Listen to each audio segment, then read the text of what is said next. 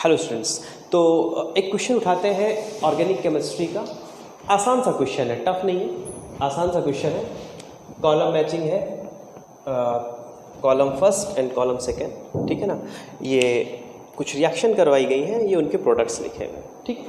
तो हम लोग क्या करेंगे, इस क्वेश्चन की थॉरो एनालिसिस करेंगे। देखो इन क्वेश्चन, ये आसान सा क्वेश्चन है, टफ नहीं है, बिल्कुल सिंपल सा क्वेश्चन है, ठीक है। कुछ बेसिक कॉन्सेप्ट्स पे रिलेटेड है, ठीक है। तो हमारा काम ये होगा कि ऑर्गेनिक केमिस्ट्री में उस कंसेप्चुअली चीज़ों को समझना। इन क्वेश्चन का सबका ये हमारा मतलब उसका जो मोटिव होगा इन सारे क्वेश्चंस में ये होगा, ताकि हम जेई मेन और जेई एडवांस या नीट में, हालांकि नीट के लिए भी सही क्वेश्चन है, नीट के भी कॉन्सेप्ट्स ऐसे ही होते हैं, करेक्ट। तो हम उसमें थोड़ा सा बेटर अंडरस्टैंडिंग डेवलप कर पाएंगे, कैसे कंसेप्चुअल तरीके से क्वेश्चन का हैंडल करना। या ऑर्गेनिक केमिस्ट्री में ये खास बात होती है कि कितना हम कंसेप्चुअली हैंडल करते हैं क्वेश्चन को, वो बहुत मायने रखता है, ठीक। तो इस क्वेश्चन को देखते हैं, सभी लोग एक बार देख लो। ABCD, करेक्ट, PQRS दिए हैं ऑप्शंस। आप 1 मिनट के लिए वीडियो पॉज करके इनके आंसर सॉल्व करके लिख लीजिए, ठीक। इनके आंसर सॉल्व करके लिख लीजिए, फिर हम लोग देखते हैं कि इसका आंसर क्या आता है। ऑफिस को सॉल्व करके उनके आंसर हम लोग लिखते जाते हैं, ठीक। तो आई होप कि कई लोगों ने ट्राई किया होगा। और अब जरा आते हैं इसको सॉल्व करते हैं और देखते हैं कि क्या क्या आंसर आया होगा, ठीक है। तो पहले ए पार्ट पे देखते हैं। तो ए पार्ट में देखो 1 बाई 1 करके हम लोग एनालिसिस करेंगे कौन कौन से ग्रुप यहाँ पे इस रिएक्टेंट में या सबस्ट्रेट में हमारे पास अल्कोहल ग्रुप है, OH ग्रुप, ठीक। फिर रिएजेंट मिलाया गया है CH3OH, एक मिथेनॉल और कंसंट्रेटेड H2SO4, करेक्ट। तो हमें पता है कि यहाँ पे कंसंट्रेटेड H2SO4H+ का सोर्स होता है, ठीक है। तो इसका मतलब जो हमारी ए पार्ट में जो पहला रिएक्शन स्टार्ट होगा वो होगा CH3OH, करेक्ट। तो जो H+ होगा वो OH2, करेक्ट। H+, ये जो ऑक्सीजन का लोन पेयर है, ये स्टार्ट देखो, लोन पेयर ही बनाते जा रहे हैं, थोड़ा मैकेनिज्म क्लियर होती रहे। ये जो लोन पेयर है इसके 2, ठीक, करेक्ट। ये इसके H+ को इलेक्ट्रॉन देंगे, ठीक।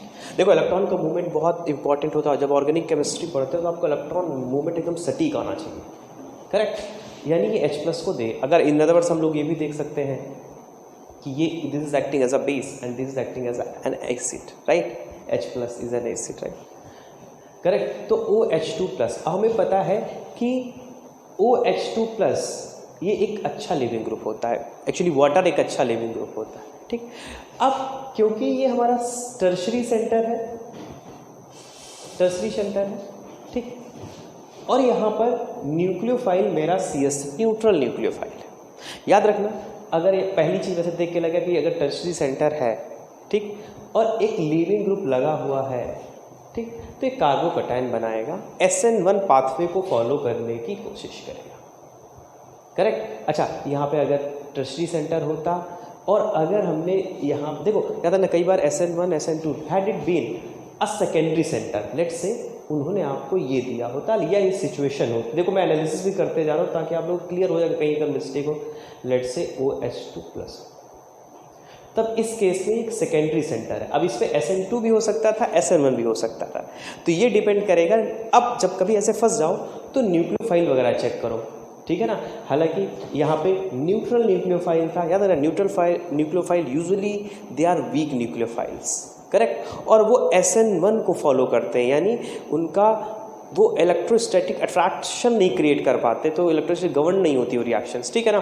तो पहले क्या होता है, पहले कार्बोकैटायन के फॉर्मेशन से वो रिएक्शंस फिजिबल होती है, और ऐसी रिएक्शन को हमें पता है SN1 बोलते हैं। तो एक काम करते हैं, तो मैं समझे, हालांकि इसमें तो कोई दो राय नहीं, टर्शरी सेंटर है, ये लिविंग ग्रुप लीव करेगा, यानी वाटर लीव करेगा, और ये बन जाएगा टर्शरी कैटायन। हालांकि ये कैटायन ना, क्योंकि और कहीं मतलब ये स्टेबल है, अगल बगल जाने से इसे कोई फर्क नहीं पड़ेगा। अब नेक्स्ट सॉल्यूशन में मौजूद है CH3OH। आप देखो CH3OH is a weak nucleophile, neutral nucleophile. अब ये सिंपल सी बात है, कार्बोकैटायन को अपने इलेक्ट्रॉन दे, ठीक, फिर ऐसे, तो यहाँ से CH3 OH प्लस और CH3। फिर नेक्स्ट स्टेप में करेक्ट ये CH3 और बन गया OCH3, ये प्रोडक्ट बन गया। ठीक, तो हम लोग देख सकते हैं ठीक कि कौन सा प्रोडक्ट है जिसको मैच कर रहा है S। तो इसका मतलब हमें समझ में आया A का आंसर होगा S। ठीक, तो हम लोग देख लीजिए जिनका आंसर मैच किया A का आंसर होगा S। तो देखो इस क्वेश्चन में मैंने क्या क्या कॉन्सेप्ट किया। पहली चीज़ कि यहाँ पे लिविंग ग्रुप, यहाँ पे OH minus is a very bad leaving group, right. उसको अच्छा लिविंग ग्रुप, याद रखना अल्कोहल ग्रुप को आपको अच्छा लिविंग ग्रुप बनाना है तो you have to add some Lewis acid और सम प्रोटिक एसिड, H+ का सोर्स, या आप लिविक एसिड आप सप्लाई कर दीजिए। ठीक, तो वो अच्छा लिविंग ग्रुप में कन्वर्ट हो जाता है। ठीक, अल्कोहल करेक्ट। तो यहाँ से पहला क्वेश्चन हमने देख लिया, पहला एकदम बना सब प्रोडक्ट एक है। तो मिटाते हैं हम दूसरे वाले ऑप्शन पे चलते हैं। दूसरा क्वेश्चन, दूसरा जो पार्ट था वो था CH3OH। ठीक, CH3OH था। ठीक, यहाँ पे करेक्ट, यहाँ पे अब देखो, अब ये है sodium hydride, sodium hydride correct, sodium hydride. अब सोडियम हाइड्राइड क्या करता है, याद है ना, सोडियम हाइड्राइड इज H- है, ठीक है ना। अब याद रखना हमेशा ये क्या करता है, एसिडिक हाइड्रोजन उड़ाता है। याद रखना कभी भी किसी भी कंपाउंड के पास एक्टिव हाइड्रोजन है उसमें आप चाहे सोडियम मिलाइए या सोडियम हाइड्राइड, हाइड्रोजन गैस उड़ जाएगी करेक्ट, और उस कंपाउंड का H+ निकल जाएगा, उसका अनायन बन जाएगा, उसका अनायन बन जाएगा। जैसे फॉर एग्जांपल अगर हमारे पास है लेट्स से CH3CH2OH करेक्ट, इसमें हम सोडियम हाइड्राइड मिलाएंगे तो CH3CH2O- Na+ और हाफ NaH मिलाए हैं तो 1 मोल हाइड्रोजन गैस निकलेगी, Na मिलाते तो हाफ मोल हाइड्रोजन गैस निकल जाती है बैलेंस रिएक्शन से। ठीक, तो यहाँ से ये चीज़ हमें समझ, एक्टिव H कुछ भी हो सकता है, ट्रिपल बॉन्ड का, इसलिए ट्रिपल बॉन्ड भी सोडियम वाले से रिएक्ट कर जाते हैं। ठीक है ना, तो ये चीज़ आपको पता होनी चाहिए। ठीक, तो ये एक्टिव हाइड्रोजन हमने सर्च मारा तो यहाँ पे अल्कोहल के पास था तो यहाँ बन गया O- स्टार। ठीक, अब सेकेंड स्टेप में मिलाया गया CH3I correct, CH3I O- Na+ correct. अब CH3I मिलाया गया तो CH3I is a primary halogen, primary alkyl halide correct. तो अब याद रखना, अब आपको याद होना चाहिए विलियमसन्स ईथर सिंथेसिस, याद करो उसमें अल्कोक्साइड की रिएक्शन होती है प्राइमरी अल्काइल हैलाइड से, ठीक, या CH3 वालों टाइप के वालों से, और वो ईथर देता है करेक्ट। तो अब ये reaction this will act as a nucleophile and you will attack in SN2 fashion और ये इसको लीव कर जाएगा, SN2 फैशन में रिएक्ट करेगा ये, और जो रिएक्शन हो जाएगी CH3 और यहाँ से OCH3 प्लस Na बाहर हो जाएगा, सोडियम हाइड्राइड, ये रिएक्शन हो जाएगी। ठीक, तो जो सेकेंड का आंसर आएगा वो आएगा CH3 OCH3। ठीक है ना, हालांकि यहाँ पे O लगा है, ये देखो O है तो यहाँ O लगाएंगे। तो हम चलो देखते हैं O कहाँ पे लगा है। तो यहाँ पे P पे, हाँ ये OCH3। ठीक, कुछ गड़बड़ हुआ है क्वेश्चन में, ठीक है ना करेक्ट। तो B का ऑप्शन यहाँ पे O14 अभी नहीं दिख रहा है, यहाँ पे हमारा OCH3 यहाँ स्टार यहाँ लगा होना चाहिए इस क्वेश्चन R, क्योंकि और किसी ऑप्शन में नहीं है। ठीक है ना, तो गलती से हो गया, तो OCH3। ठीक, तो अब ये इसका जो ऑप्शन आएगा B का आएगा वो आएगा R, B का R आएगा। ठीक, तो B वाला रिएक्शन भी समझ में आ गया हमें, सोडियम आएगा। अच्छा याद रखना, अगर मैं अल्कोक्साइड की सेकेंडरी या टर्शियरी अल्काइल हैलाइड से करता हूँ तो टर्शियरी में तो एल्कीन बनता है, सेकेंडरी में ईथर प्लस एल्कीन का मिक्सचर बनेगा। ठीक, तो याद रखना विलियमसन्स ईथर सिंथेसिस सभी एग्जाम्स के लिए वेरी इंपॉर्टेंट रिएक्शन। ठीक, अब सी पार्ट पे आते हैं। सी पार्ट इज HBr के साथ रिएक्शन। ठीक, अब हमें पता है HBr में फिर H+ का सोर्स, हमें पता भी HX रिएक्शन पहले सब्स्टिट्यूशन रिएक्शन देता है correct. OH,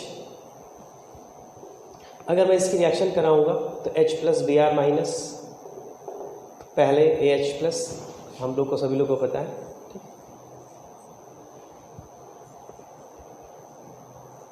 OH2 plus, correct. फिर बनेगा कार्बोकैटायन यहाँ पे, अब अटैक करेगा Br माइनस यहाँ पे इसी पोजीशन पे, तो ये हो जाएगा Br हो जाएगा, ये Br हो जाएगा। फिर उन्होंने सेकेंड स्टेप में Mg मिलाया है, मैग्नीशियम, करेक्ट। तो ये ग्रिग्नार्ड रिएजेंट बना रहा है। एक्चुअली यहाँ पे फिर देखो, यहाँ पे ईथर भी मिला होना चाहिए, मतलब ईथर या कोई भी ईथर टाइप का सॉल्वेंट होना चाहिए, ठीक, करेक्ट, ग्रिग्नार्ड रिएजेंट बनाने के लिए, ठीक, क्योंकि उसमें ग्रिग्नार्ड उसमें स्टेबल रहता है। MgBr, ये करेक्ट, ये बन गया। अब उसके बाद CH3I मिलाएगा। हमें पता है कि अगर हम देखो, दिमाग लगा, फिर इधर हम लिख रहे हैं CH3I, ठीक। तो अब हमें ये बात पता है कि जब रिएक्शन होती है तो CH3I is an alkyl halide, और हमें पता है MgBr यहाँ पे, क्योंकि यहाँ पे जो भी RMgBr होते हैं, हमको ये भी बोलते हैं RMgBr होते हैं प्लस यहाँ माइनस, ये उसी तरह बिहेव करते हैं जैसे न्यूक्लियोफाइल बिहेव करते हैं। Sometimes they are partially charge, sometimes they have more ionic character. अगर और भी ऑर्गेनोमेटिक कंपाउंड मिलाएंगे तो इनका आयनिक करेक्टर बढ़ भी सकता है, ठीक, सोडियम, लिथियम, राइट। तो अभी R माइनस, तो हम ऐसा सोचे कि ये R माइनस न्यूक्लियोफाइल वाला पार्ट है, यानी ये वाला, इस कार्बन पे माइनस चार्ज है, यानी इसको हम पोलराइज करते हैं, ये प्लस और ये माइनस। यहाँ पे जो ये चार्ज है ये अटैक करेगा इस पर, ये लीव कर जाएगा, ठीक। तो ये जो कंपाउंड बनेगा हमारा, ऑलरेडी एक CH3 लगा हुआ है, ठीक, और एक CH3 और लग गया, तो ये ऑप्शन जो मैच होगा ये होगा Q से। तो इसका मतलब जो C का आंसर है दैट इज Q, C का आंसर है Q।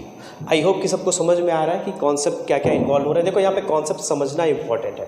तो यहाँ पे देखो एक बार फिर से बता दें, अल्कोहल की रिएक्शन HBr से कराई गई, तो हमें अगर जिन लोग भूल गए याद करें अल्कोहल की HX से रिएक्शन, ठीक, और उसी के साथ तुरंत रिवाइज कर ले, एक बड़ा सा इंपॉर्टेंट सा टेस्ट होता है ल्यूकस रिएजेंट, वो भी पढ़ सकते हैं उसी समय तुरंत, करेक्ट। तो ये है, याद ना, ऑर्गेनिक में आपको की कॉन्सेप्ट आपके एकदम रिवाइज्ड हुए होने चाहिए, तभी आप कहीं फंसेंगे नहीं, ठीक।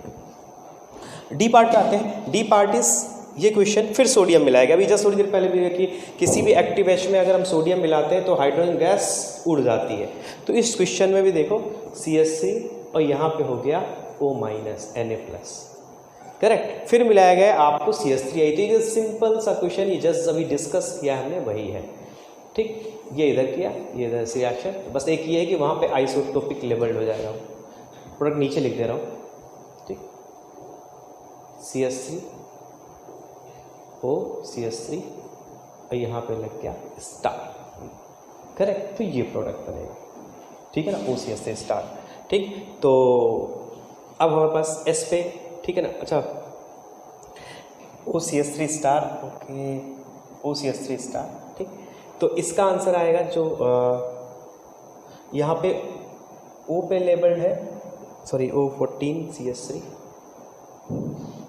ये O14, तो यहाँ से आएगा D का आंसर आएगा, P पार्ट पे आएगा। यहाँ पे C14 मैंने इधर लिख दिया था, थोड़ा सा कन्फ्यूजन हो गया था, ठीक है। तो कार्बन 14 ये ऊपर P वाले ऑप्शन में था, तो यहाँ से हमने मैच करा लिया, ठीक है, कि A का आंसर S आएगा, B का R आएगा, C का Q आएगा और D का P आएगा, ठीक।